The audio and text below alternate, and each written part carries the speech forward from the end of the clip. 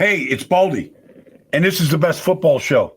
And it's Tuesday afternoon, November the 4th. And this is the trade deadline is coming up in about, the deadline is coming up in about 3 hours, under 3 hours. We got news. By the way, you can follow me at Baldy NFL on all the social media platforms. I'll be talking about this today. I'll be talking about it on NFL Network at 4 o'clock today. And then tonight at 7 o'clock. And you can find this best football show by just downloading a free Odyssey app, liking it, subscribing to it, commenting on it, all that kind of good stuff. But we've got news, big news. And it starts with the Jets making a trade to Indianapolis. Sauce Gardner leaving the Jets, the one-time fourth pick in the draft 4 years ago, is now on his way to Indy for 2 first-round picks. It's a blockbuster trade, one that we don't see very often. But I'll tell you this. I just did the Pittsburgh-Indianapolis game on Sunday at Acrisure Stadium in Pittsburgh. And I talked to the defensive coordinator, Lou Anarumo.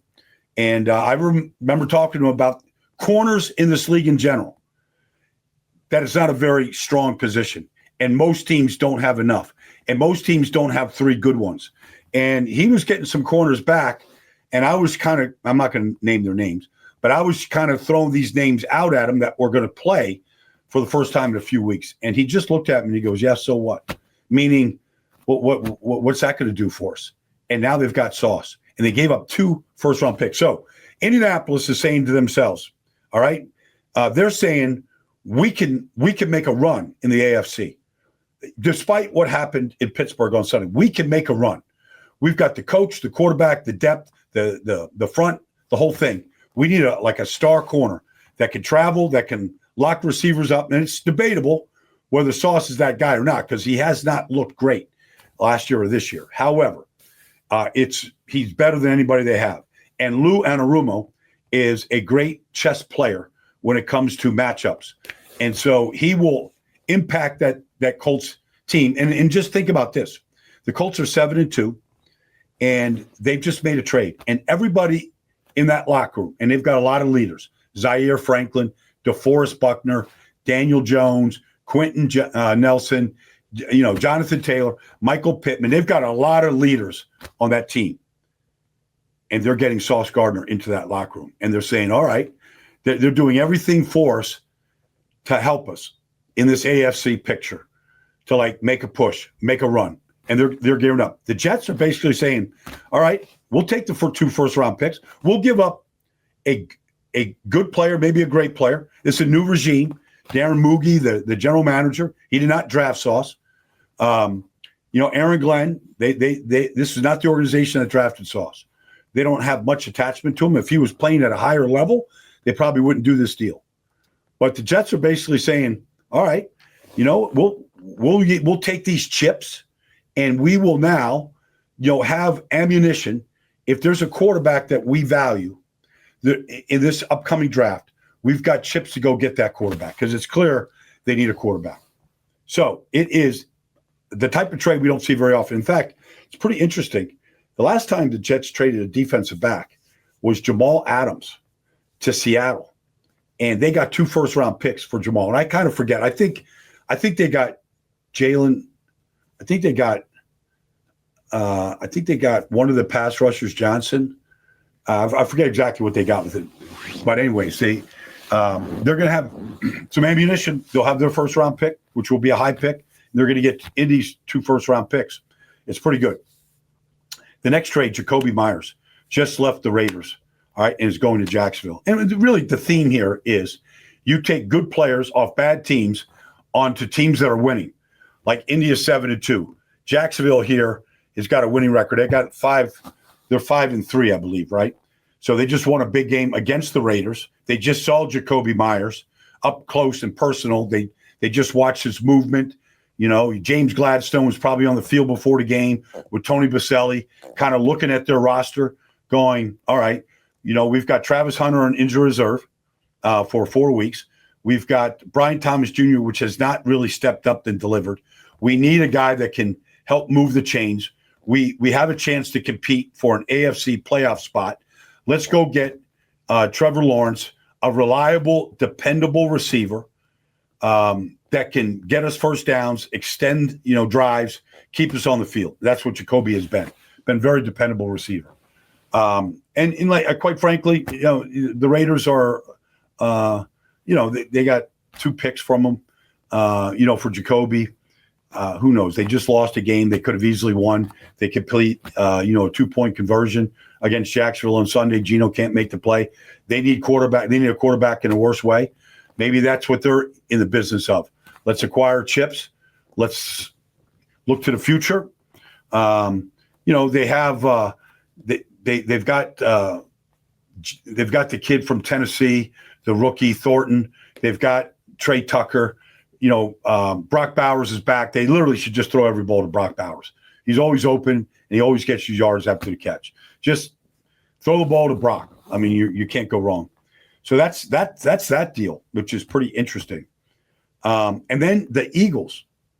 So the Eagles just made a trade for Jalen Phillips. They gave up a 3rd-round pick to get Jalen Phillips.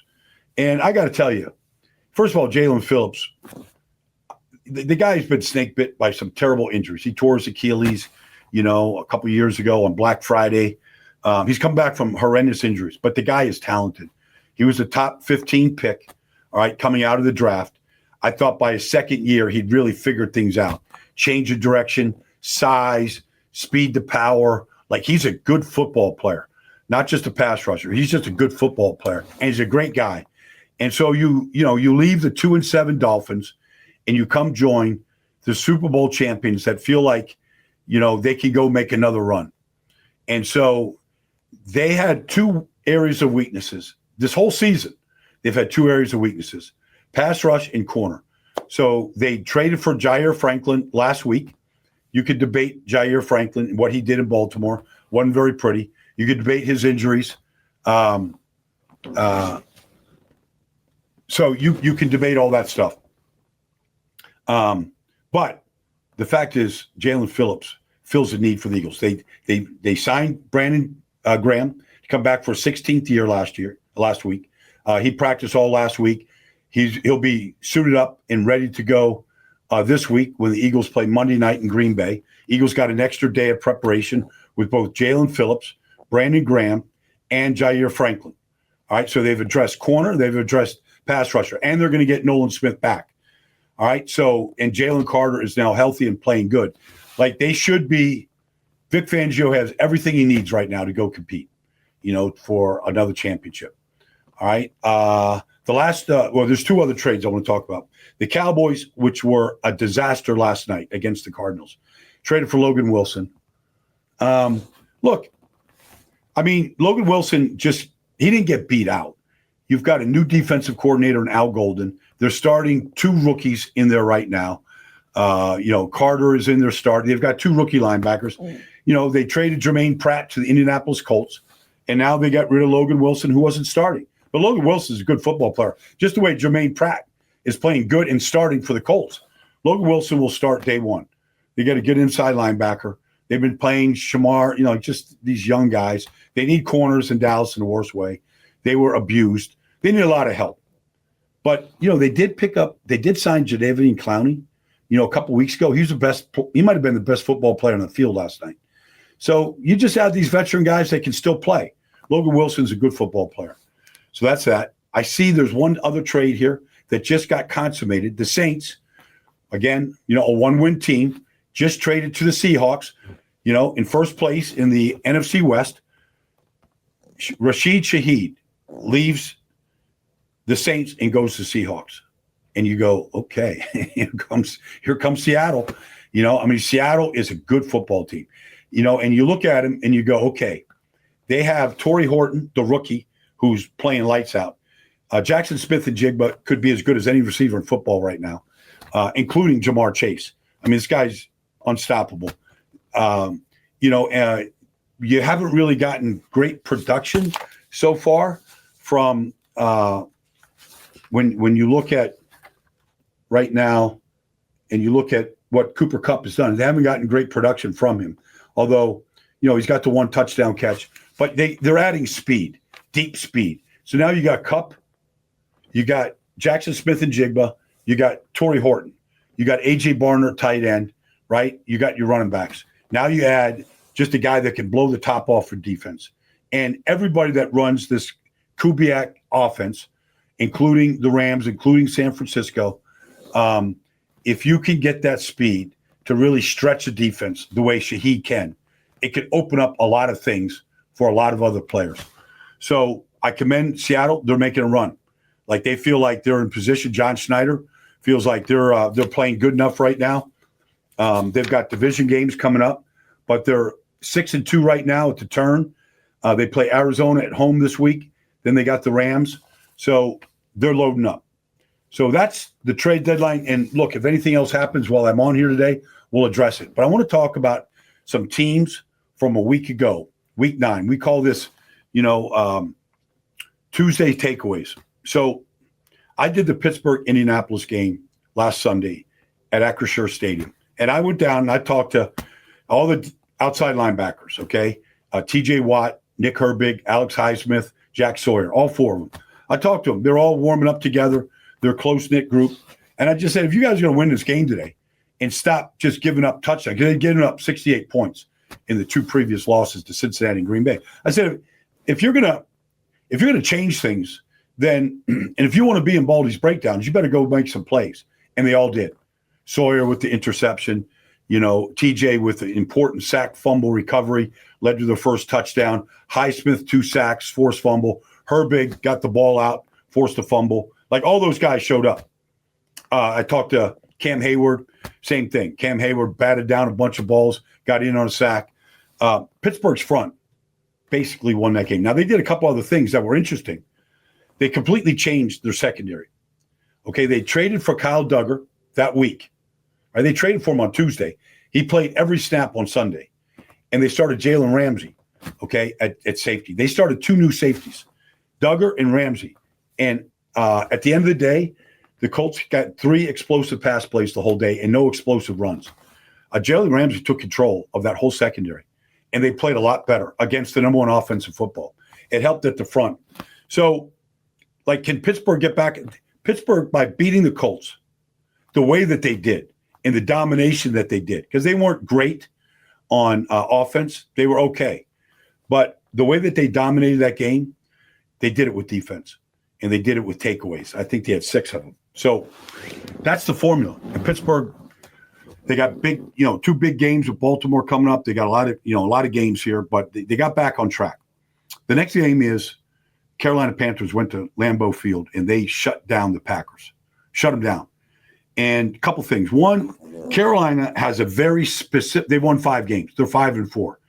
They have a very specific formula to win games. Okay? They have got to be able to run the ball effectively. And they did. They had a third right guard in there playing, Jack Curran at right guard. But they ran the ball, Tommy Tremble at tight end. They ran the ball great.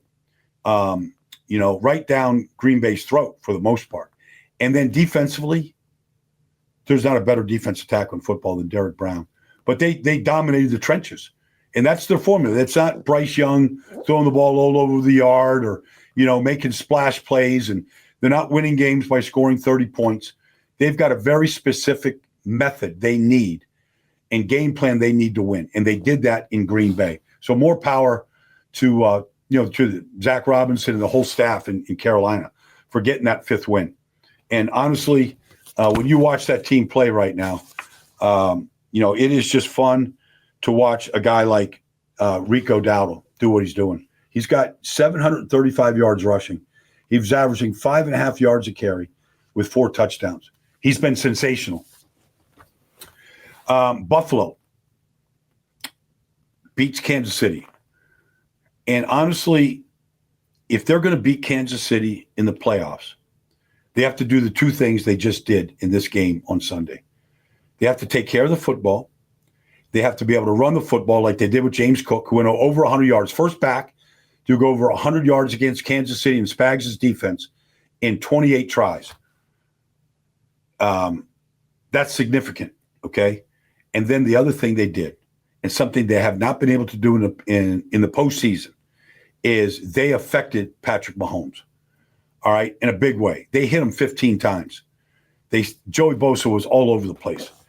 Gregory Rousseau, like they got after AJ Epinesa, like they got after Mahomes, and they hit him. And he's not quite as accurate when he's lying face down on the turf. So that's the formula that can win in the postseason. Just like it is interesting, Buffalo right now is one of those teams that we saw this trend last year. And it started when they elevated Joe Brady, the offensive coordinator, last year. But they've got 256 rushing attempts and 229 passing attempts. So they have run it right now 27 more times than they've thrown it. That's the formula. James Cook is averaging 5.7 yards a carry. But Josh, Ty Johnson, Davis, that's the formula. And then finally, we saw last night Arizona take apart the Dallas Cowboys. And if it wasn't for Sam Williams blocking a punt and Marshawn Neal and recovering it in the end zone, the Cowboys would have been shut out in the first half. They put one drive together. But a couple things. One, Arizona had lost 5 games in a row by a total of 13 points. Now, a loss is a loss. There's no moral victories. But they have not been able to finish games. But they're a good team, especially with Jacoby Brissett at quarterback. It's not even a question of how the offense looks versus Kyler Murray. Like if Kyler was on here right now, I'd say Jacoby Brissett's outplaying you. The offense looks much better. Play action passes. The balls got to Marvin Harrison on the opening drive last night. Play after play. He had his best game of the season. And he got the touchdown in a one-on-one against Ron Bland. Won easily. That's number one. And then number two, they got Walter Nolan, their first-round pick, in the lineup last night. Played half the snaps. A little over half the snaps. Got his first NFL sack. Had a tackle for a loss. Was a monster inside. And now you put him with Calais and, all the guys that they have now. Josh Sweat, Baron Browning. You look at, the secondary with Will Johnson and Buddha and Jalen and Max Melton. Like they have literally everything it takes to be annoying to any team that plays them. It is not an automatic win for anybody that's got to play them. And they've got a lot of division games coming up. Like if you look at them this week, here they go. They go to Seattle this week. It's not going to be an easy game for Seattle. They got a short week and they got to travel. That's hard. All right. Traveling 2 weeks in a row on a short week on a Monday night. That's not easy. But then they play San Francisco, Jacksonville at home. I'm just saying that don't look at the record of Arizona. Look at the way they played last night. They played with a ton of energy. They outplayed Dallas from the beginning. They didn't beat themselves last night. They got after Dak. I think that Arizona, if they can find ways not to collapse in the fourth quarter and lose games in the last possession or late in the game, and they can turn that around by making defensive stops, taking care of the football with a quarterback that looks like he knows how to run the offense in Jacoby Brissett, they're going to win games, and they're going to be a problem for teams that are going to try and get to the playoffs. So that's my Tuesday takeaways, everybody. We've had a monster Tuesday here with the trades, with the takeaways. We'll be back here tomorrow for Wisdom Wednesday. And if there are more trades than the ones that we've just discussed here today, we will take those up tomorrow. Thanks for joining me, everybody. And I look forward to talking tomorrow.